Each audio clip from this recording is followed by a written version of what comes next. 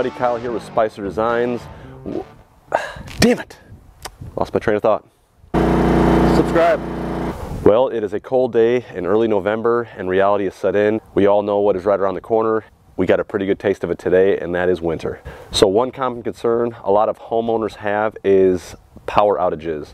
Especially during the winter months, we all worry about not having heat, pipes freezing, just the inconvenience of not having power. Another huge concern for people during a power outage situation is their fridges and their freezers. No one wants to lose all the contents. Sometimes that could be a couple $100 to $1,000 worth of meat, and in my case, even more precious than that.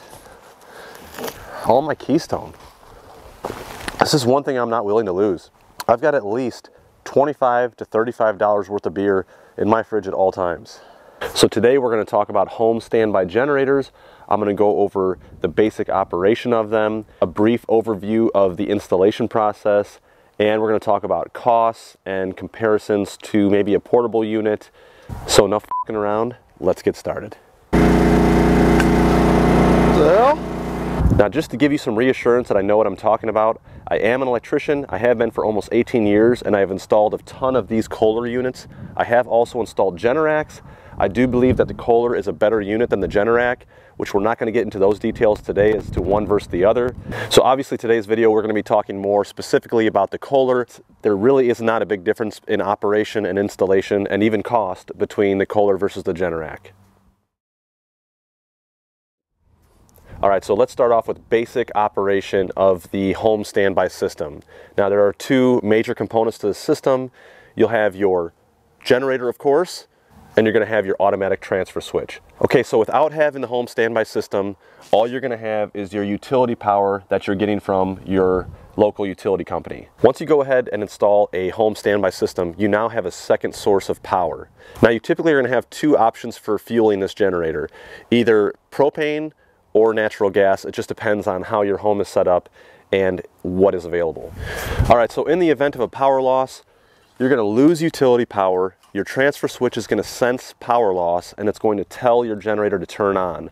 That process usually takes about 12 to 15 seconds for your generator to turn on, and then within a couple more seconds after your generator turning on, the transfer switch will transfer power over to the generator source and you will now have power in your home again. Once you get power back from your utility service, it will then transfer power back over to the utility source. The generator will typically do a cool down and then it will shut off on its own. So you will not have to do anything yourself during a power outage when you lose power or when you get it back, which is very convenient. Another thing to expect from your generator is that it will exercise once a week. Now this can be adjusted, it can be done bi-weekly, but I do recommend doing it weekly. Now the reason for the exercise is to keep the engine lubricated as much as possible. When the engine sits for a long period of time, all that oil will begin to basically drain down to the oil pan and it's not as well lubricated. You want to make sure that all those parts are always coated in oil. It just prolongs the life of the engine. The other very important part of that exercise isn't just oil lubricating, it's to let that engine get up to temperature and allow it to bake all of the condensation out of the engine. One for sure way to know that that is happening is when you drain the oil in it, you'll see that the oil comes out kind of milky looking. That means that you have a lot of condensation in it and it probably needs to exercise for longer. All right, let's pop the hood on this thing and kind of talk about the controls on it. Okay, here's the basic control center in the Kohler units. You've got the main breaker for your generator source power. This is 100 amp. Over here on the control panel, we've got some selector buttons for the option menus, which I'm not going to go through all that. You can find that information online. You've got a run button, an auto button, and an off button. If I hit the run button, the generator will turn on and just run, but it will not transfer power over. The auto button is what you're going to keep it in most of the time. That will basically do what it says. It's going to turn on automatically if you lose power. And then the off button, you would turn this thing off in order to perform a service on it. And that is really it. It's pretty easy. All right, so all the information I've given you about the basic operation of these units, the last thing we need to do is actually test it out. So what we're going to do is simulate a power loss. All right, I'm going to go ahead and kill the main breaker and the transfer switch, and I'm going to hit the start button on this timer, see how long it takes.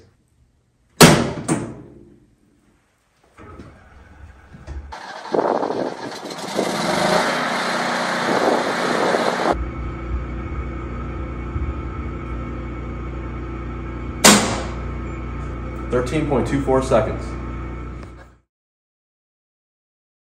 All right, so the next thing we're going to talk about is a brief overview of the installation process. Where the hell did you come from? Are you scared? You're just a little guy, aren't you? Kind of looks like a giant rat. Get out of here. Get inside. Go on. Come on. Damn weeds. I just did this. Okay, so the very first step of the installation process is going to be sizing your generator and your automatic transfer switch to your home. The Kohlers, they have a 14 kW, which they typically use for a 100 amp service, and a 20 kW, which I have, that they typically use for a 200 amp service. All right, for most homes, they're going to have a standard 200 amp service with a 200 amp breaker panel. The only time you're going to see smaller than that is going to be on maybe a townhome or an older, smaller home. Then you might see a 100 amp service with a 100 amp circuit panel. So for my setup, I have the 200 amp service and I have the 20 kW generator. All right, the next very important question is location. Where is the best place to put your generator? As you can see right here, I've got my electrical meter right here and I've got my gas meter right here. This is the ideal location for your generator. In some cases, they might be separated, and in that situation, you're going to want to keep the generator closer to the gas meter. You're going to want to be as close as you can be to that fuel source, because it's a lot easier to run the electric across the house than it is to run the gas. In order to have the right amount of volume to the generator, you're better to be closer to it. Now, as far as clearances around the generator, typically you're going to want 18 to 24 inches at least between the generator and the house. And you don't want the generator being any closer than 5 foot to any windows or doors in the house because of the exhaust. If the window was open, the generator was on, you do not want that exhaust getting into the house. The other thing that you need to consider when locating your generator is going to be maintaining proper clearance around the gas meter. You need to maintain at least 3 feet around your gas meter, and typically around 3 feet around your electric meter as well. Now, you don't always have that ideal situation where you can actually do that, so sometimes you kind of have to find a happy medium. You may end up being a little bit closer than you're supposed to be. In most cases, you're going to be okay unless it's an obvious safety hazard. All right, one other very important thing that you need to consider when you actually install the generator, put it in place. Most generators come with the option to get a prefabbed concrete pad. They're typically about a 3-inch pad, and there are mounting holes where the generator will actually mount to that concrete pad. Now, when I install these, I will dig out some of the topsoil. I will put paver base down, or like a crush and run, so that I can get that pad completely level, sitting on a perfectly flat surface. Then I will put the concrete pad down, and then I'll set the generator. A lot of installers, they do not take that extra time to do that, and it is very important because it's common sense that any engine that is not sitting level, if it's sitting kind of out of whack, all that oil is going to settle to one side, and it's just not good for an engine. If you start paying attention to other people that have generators, you'll notice that a lot of them are not level. That's just a sign of poor craftsmanship. And whoever installed that thing is probably a dip. Oh, God, that doesn't feel good. I got an idea. Be right back. Need this real quick. What the hell? That's better. She won't miss it. All right, the next thing we're going to talk about is the gas setup for your generator. Now, I'm using natural gas, so the first thing you need to do is make sure that your gas meter is sufficient for the additional gas required for your generator. The most common gas meter that you're going to see on homes today is a 250 CFH. Mine I had bumped up a couple sizes. It's actually a 630 CFH, and I have a couple extra things in the house, a couple furnaces, so I want to make sure that this thing was large enough to run furnaces and the generator. You're going to want to contact your utility company, and they will basically tell you if you need to upsize it or not. The way I set mine up is I have my main gas line running inside. When I ran this across, I stubbed back outside again right here, and then you're going to want a shutoff, and then you're also going to want to use a flex line to the generator. This is always provided with the generator. You don't need to purchase this separately, and basically this just helps with vibration of the unit. Same with the electrical lines using Seal Tight. It's a flexible conduit. You never want to have anything hard piped to a motor or a generator, something that vibrates, any kind of piece of equipment. You always want to run a flexible line to it. Ooh. I don't build it, you have it back.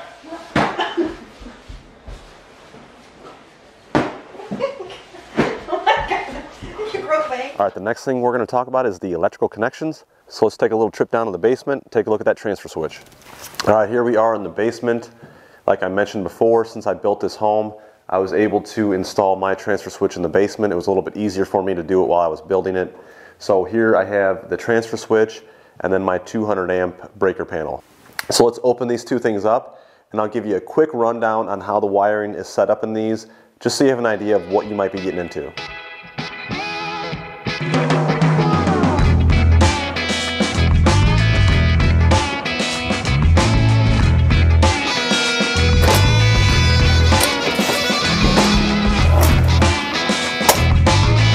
Alright, hopefully you can see this okay.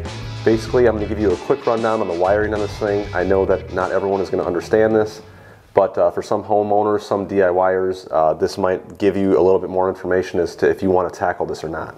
So like I mentioned before, from your meter can outside where your utility feed comes into, it then comes out of that meter, comes down this conduit, and it will feed your new 200 amp main breaker, which is going to be located in your transfer switch.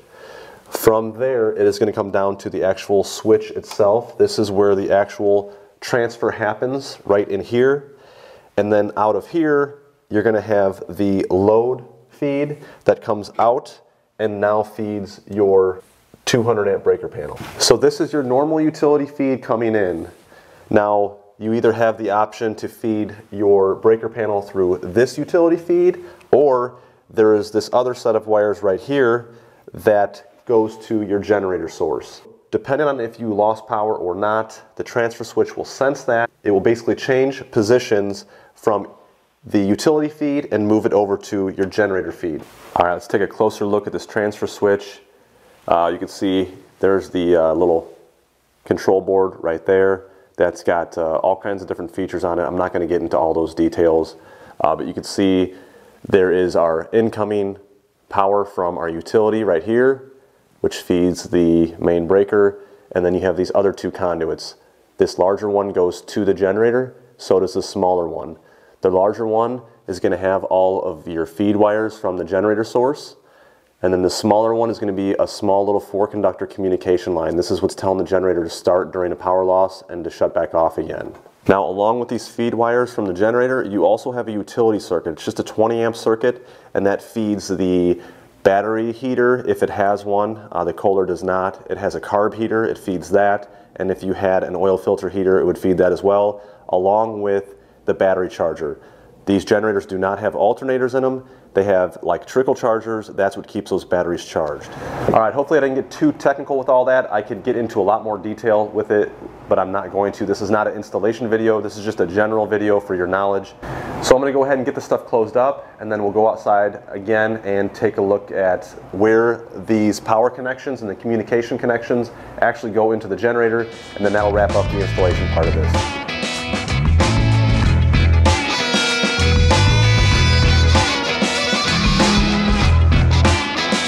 You can see right here, our gas line comes in, comes over to a gas solenoid, and then it comes over to the gas regulator, and then it feeds the generator motor itself. Here you can see we have the battery. It's just your normal 12-volt battery. I do see that I have a little corrosion on this thing. I'm going to be making a video on how to service these generators here after this one, so I will address that in that video. Now, here you can see I have the utility circuit that I was talking about. These are 12 gauge wires that are going to feed a separate terminal, and that's what powers the battery charger and the carb heater in this unit. And then you can see the larger conductors here, the ground, the 2 hots, and the neutral. And when the generator turns on, starts generating power, it sends that power out on those conductors and feeds the transfer switch, which then feeds your breaker panel.